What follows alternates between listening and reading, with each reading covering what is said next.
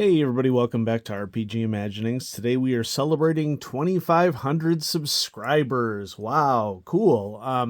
I think the coolest aspect of this is just that there's a whole bunch of people that share a similar hobby and are interested in the same things. And the internet should be a place in which we can, just get together and celebrate what we like in common and hopefully not spend too much time arguing about it because you can't get those hours back and there's really no point to it. I've certainly enjoyed doing the channel over the last several years. I wouldn't be doing this if I didn't enjoy it. The instant that it becomes unenjoyable, I will no longer do it. The channel came about because, I just wanted to make sure that I was doing things that were for me and for things that I was interested in. And if I happen to have things in common with people and make some friends along the way, which I have, that's just icing on the cake. And so I'm going to keep making videos so long as this is still fun for me. Speaking of fun for me, this is a big shipment that I just received from Noble Knight. And so I thought I'd unbox it in celebration of 2,500 subscribers. And let's see what we have here in the box. And I think what I'll do is I'll just... it's very carefully bubble wrapped. I appreciate this. This is a big order, so... This was shipping included, and we will check it out. All sorts of packages within packages. Why don't I'm going to sort this out. Okay. And, 10% bonus for first trade. Okay, I generally don't trade at Noble Knight because most of my trading is with, trading card games, but let's see what we have here. Now,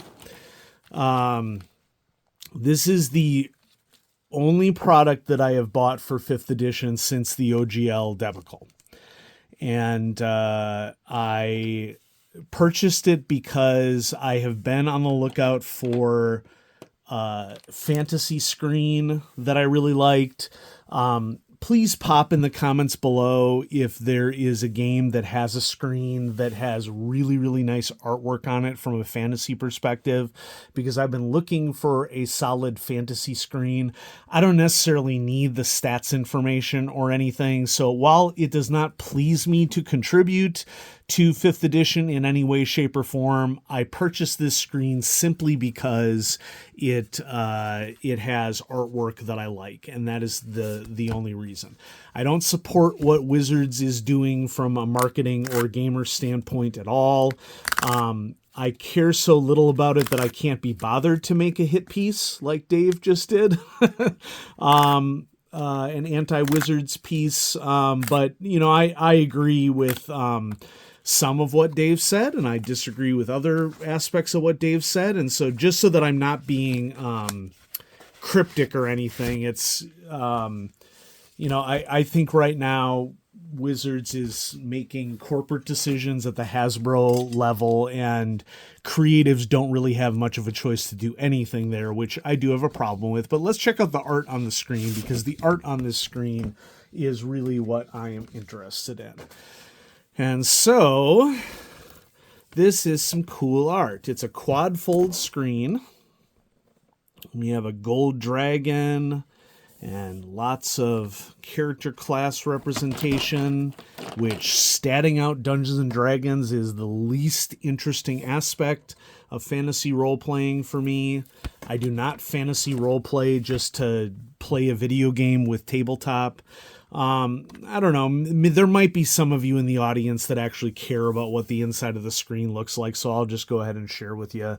It's got the conditions here, and then action summaries, and the concentration rules is very useful because that comes up in game quite a bit whenever I'm doing one-shots. I have a play group that does play 5th edition that I play in, and we just play the 2014 version. Skills, difficulty classes, some of the more obscure rules, which is really what you would want in a screen. So yeah, really cool looking screen. That's why I got it. Now let's get to the stuff that I think that many of you would much, much, much rather see on your screen.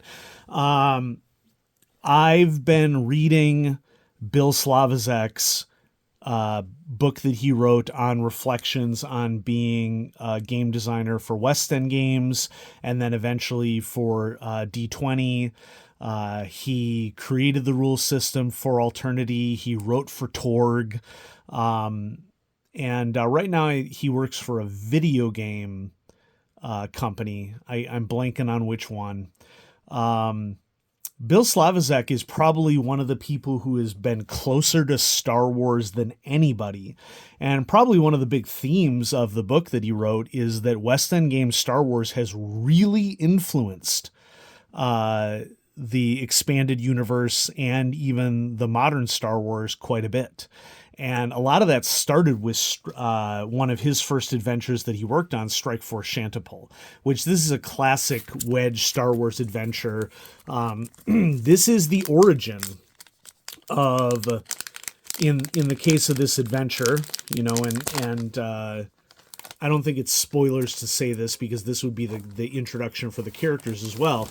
This is the adventure that sort of sets forth this idea that then Commander Akbar, after having been the quote-unquote, well, not quote-unquote, I was going to say quote-unquote butler or whatever, but really he was a enslaved being by Grand Moff Tarkin. And when he went to the Alliance, he brought the plans for the B-Wing starfighter with him. So, oh, nice. It came with the map. I didn't know if it was going to come with the map. So here we have Strike Force Shantipole Research Station. Shantipole, that's really cool. Okay. Yeah, this is a classic Wedge Star Wars scenario. What do we have here? I'm guessing that this is errata. Yep. Rules upgrade. That's a cool include.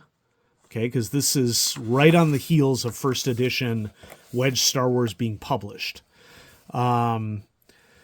So here it is, Rules Upgrade by Bill Slaviczek. He's right there. And he did the editing on this scenario. Okay, it was written by Ken Ralston and Steve Gilbert. And this was one of the first scenarios. We notice that we have Star Warrior statistics here because this was intended to work with the sort of miniatures space combat rules that Wedge developed. Normally this scenario would come with counters, but this was a little bit cheaper because this one doesn't come with the counters. And of course, I don't care about the counters because I'm mostly interested in it for the role-playing purposes. But Verpine make their first appearance in this scenario. The Quarren were first named in this scenario. They tried to rename the Mon Calamari in this scenario, and Lucasfilm said, absolutely not. That's something that we refuse to allow you to rename. So they had to, go through a review process for all of this, but they also had a ton of creative freedom. Elements of this scenario are in a Star Wars Rebels episode that came out, I want to say in the second or third season, I guess. And they took Shantipole and made it the name of a planet. And it was not Akbar who was one that delivered the B-Wing, but it was Mon Calamari. So yeah. Cool cartography for the maps. Really cool cartography for the maps. Okay. A lot of these early scenarios and products, they just pulled stills from the archives because they had access to the archives. So they just pulled still photographs and were allowed to use them in their books. So yeah, no, this is looking like a really cool scenario. Okay, so here's some concept artwork for the B-Wing, for example. Okay. And so this is an example of an authentic original printing of a scenario that I wanted to make sure that I had in my collection, because this is one of the most classic Wedge Star Wars scenarios right here. And if I were to do Star Wars role-playing, I would do some sort of variation on the original West End game systems. Bill Slavicsek published a lot of, rule variants about like things that he would do differently for like defenses if he were to update D6. I'm thinking about running Wedge Star Wars with a variation of Tiny D6. I think would be really cool. But I wanted to pick this up because it's one of the classic scenarios. Then, this is pretty difficult to read because the light's got to hit it the right way. This is the Collector Series Book 10 of the Quintessential Druid for 3rd edition. And I main druids in fantasy role-playing games, regardless of the system. I'm a biologist by training, and I just like to play heroes that are defenders of nature, which I know the defender of nature trope rubs a lot of people the wrong way, but too bad. Okay. This was published by Mongoose, actually, for D20 through the OGL in 2002. And what makes it a collector series? Well, I think the cover is basically just a more robust cover, and it's got the lettering on it. Let's read the back. The Druid class embraces all the elements that make for an interesting and fun adventure, combat prowess, powerful spells, and a strange but potent wisdom. The Druid can be at home as much in the city or town as in the wilderness, from the local woodland glen to the thick rolling forests, rich with mystical and celestial energies in the outer planes. The Druid can be found protecting his world, that should be their world, from those that would destroy living creatures for personal gain by memorizing the right spells. That's not really a thing that happens anymore. Adapting to any terrain better than any other character, the Druid has at hand the tools they need to survive no matter where the adventure takes them.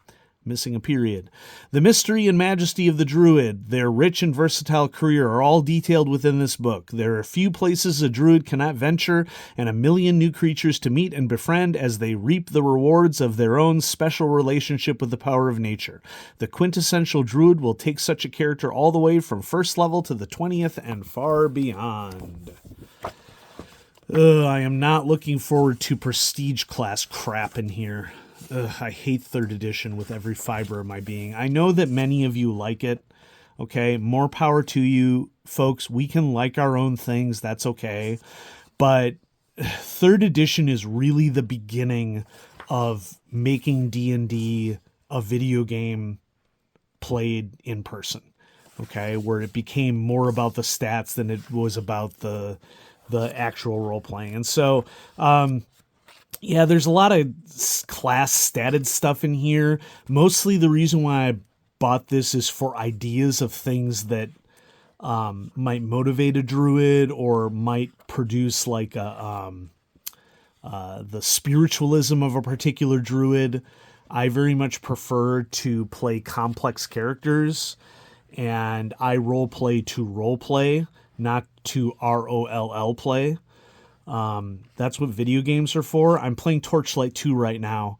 Okay. I get that all out of my system with Torchlight 2. I don't need to do it in a role-playing game. But what I'm mostly interested in here is sort of like the background information, that could be interesting to incorporate into some future playing of a druid character, because that is the primary character class that I main in D&D and a lot of fantasy style role-playing games.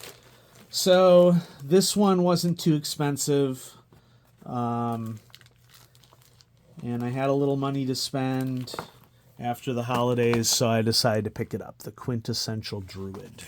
Okay. Traveler. The remainder of books in this box are Traveler books, because I have been refereeing a Traveler campaign now for over a year. and it's been going great. We've had over 20 sessions. We play online via Zoom. Our players are in Nebraska and Washington, D.C., and Colorado Springs, Colorado, and so we are all over the country. One of my players, Matt, I met by doing this channel, and I feel really fortunate that I got to know Matt and that we could game together.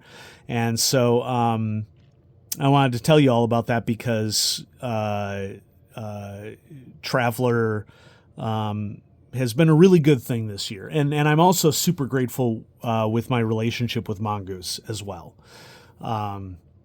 I'm thinking about contacting Mongoose sometime soon after I show some of my recent Traveler content and see if we might be able to snag another book for review here on the channel. But let's check out the Referee's Screen Update 2024. Now, for those of you who are familiar with Traveler, you will know that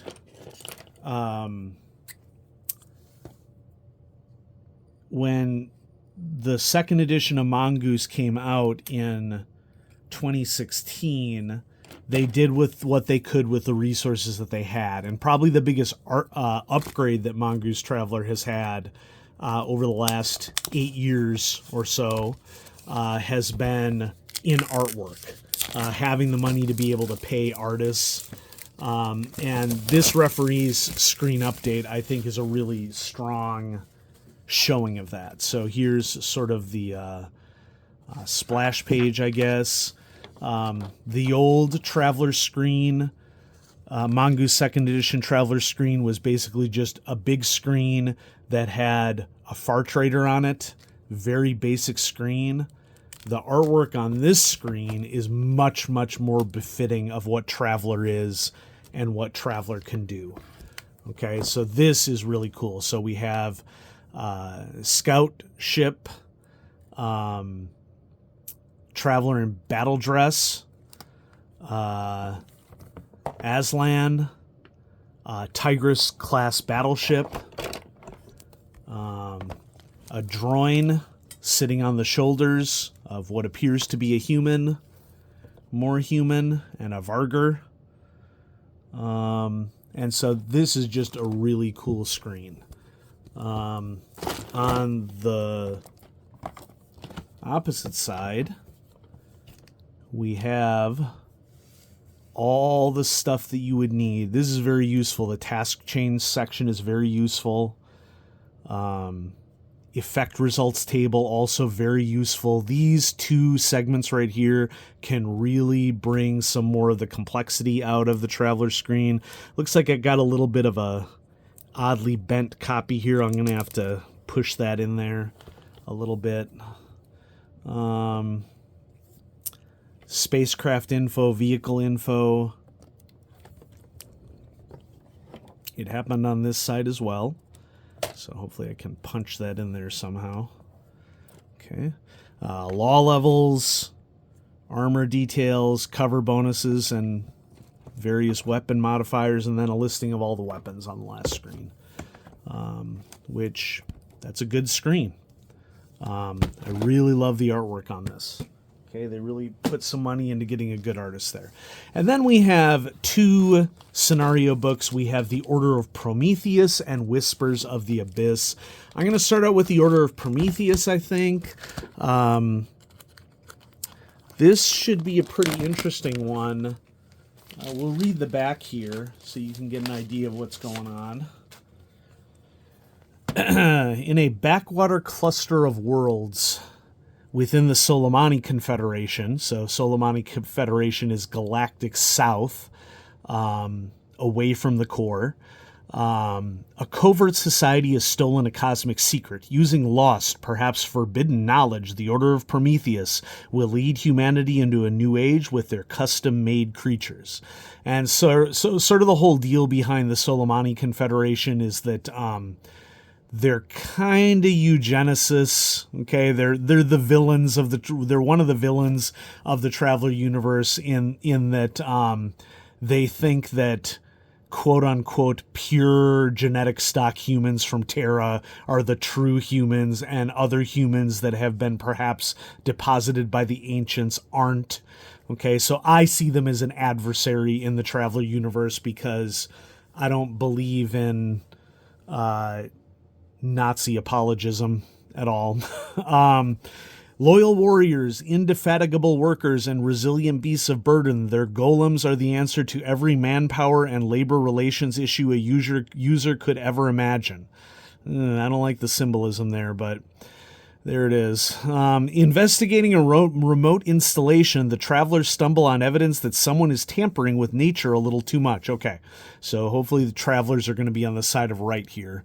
A laboratory accident has cost the lives of the researchers, but where are the others of their team? The investigation takes the travelers from the harsh world of Wasat with its unusual starport to logging camps and country estates. They will experience adventures aboard an atomic train and an awkward lunch with the notorious agents of Solsec. Finally, the travelers uncover the sinister motives of the Order of Prometheus and face difficult choices in a city overrun by mindless killing machines. The wrong decision will permit an atrocity whose backlash might be felt right across the Confederation. So I don't know how I feel about golems being used, because golem is a Jewish icon, religious icon. I trust Martin enough to know that he has villainized the kind of eugenics thinking that is present in Soleimani, the Soleimani Confederation. And I mean, right out of the gate, there's a sidebar here: Adventures in Moral Philosophy. The Soleimani Confederation is not a parallel for any real-world state. It is a fictional place created as the setting for a game played for entertainment. What happens there does not affect the real world, which means it is possible to try out different ways of thinking or explore issues encountered elsewhere. In the case of this adventure, the main issues are institutionalized racism and the question of what makes a person a person. It is an underlying fact that social injustice exists in the Soleimani Confederation and that it is based along racial lines. Rather than present a society of xenophobes and cartoonishly rabid haters, the Soleimani people presented here are subtler in their prejudices. The degree and even the targets of this prejudice vary from one person to another. And I mean, there is an argument for not playing villains cartoonishly, because anybody who knows evil and recognizes evil knows that evil's insidiousness, the fact that it hides in plain sight, is really some of the worst of what has happened in humanity. The degree and even the targets of this prejudice vary from one person to another. Travelers might be surprised to see agents of the much vilified Soleimani security risking their lives to protect aliens. Does that mean Solsec are really the good guys after all? Is it condescending that they are protecting alien people? Is this some kind of duty to those less than us, or just professionals doing the job they signed up for? Those are good ethical questions. There are not meant to be any simple and clear-cut answers to questions of this sort. Indeed, it is possible to ignore the moral issues and just play the game. I would recommend against that, actually, because part of the power of role-playing games is to investigate, provided that you've gone through, of course, a session zero process, of course. Playing the game for enjoyment is more important than wrestling with moral philosophy all the time, nor is it worth trying to neatly match up elements of the game background with real-world history and current events. Ultimately, the travelers will do what they think is best, and their actions may be judged by others. Now, that being said, one thing that I want to point out here is that, I probably would not choose golems as a name for a creature here, because that has a real world basis in Jewish populations, Jewish religious traditions. But I'll give it a read, and hopefully I'll bring it back into the fore with some insights on that. And so there's the Order of Prometheus, and then I don't know how this escaped my radar, but I didn't even know Whispers on the Abyss was a thing. I was just perusing Noble Knight, and I saw it on offer. And Noble Knight tends to sell out Traveler stuff very quickly. Normally I would try to buy on mongoose.com, but I just wanted to get everything in one fell swoop. this time. So I decided to pick up Whispers on the Abyss. Let's check out the back. A complete mini campaign for travelers, setting the stage for great events to come. The travelers are offered a lucrative contract to showcase a prototype starship to potential clients along the Spinward Main.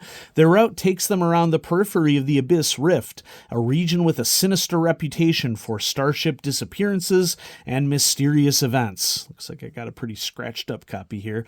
They soon discover they are not the only players in the game. An Imperial megacorporation is pushing its own designs and playing hard for big contracts. As if competing with general products was not enough, there is sabotage and revolt on the worlds of the Spinward Main. A simple promotional cruise becomes a fight for survival, and all the while there are whispers of something big happening on the fringes of the Abyss. Ha, get it? Whispers of the Abyss? Nice. Okay, so that sounds cool. These two books I really just got for idea mining more than anything. There's lots of ideas to mine in Traveler. So here we have some sample travelers that could be used in the game. Info on the mission. I'm not going to delve too deeply into this, of course, because I don't want to have spoilers. We'll skip referees information and the prototype that is being featured here. That's not a spoiler. The travelers are informed immediately that they have a prototype ship that they're going to be trying out. And so here we have some new and interesting rules on auto crew, which that is what makes the ship a experimental ship. And then, classic detailings of particular sectors, I should say, subsectors in the area. And these are all Spinward March subsectors. Yeah, looks good. All right, I'll give this one a read and get back to you as well. And so there we have it, folks. Excited to be celebrating 2,500 subs with you all. I'm particularly interested in reading through Strike Force Shantipole, a classic Wedge Star Wars scenario, edited by Bill Slavisek. And thanks for watching RPG Imaginings. Tell me what you find interesting down in the comments below if you want. If you don't want to comment, you don't have to comment. Thanks for watching though. If you have any suggestions of things for me to review that are classic supplements, that you haven't seen on the channel that you'd like me to take a look at, let me know. And I'll keep doing it so long as it continues to be fun for me. So thanks for watching, everybody. Have a great day.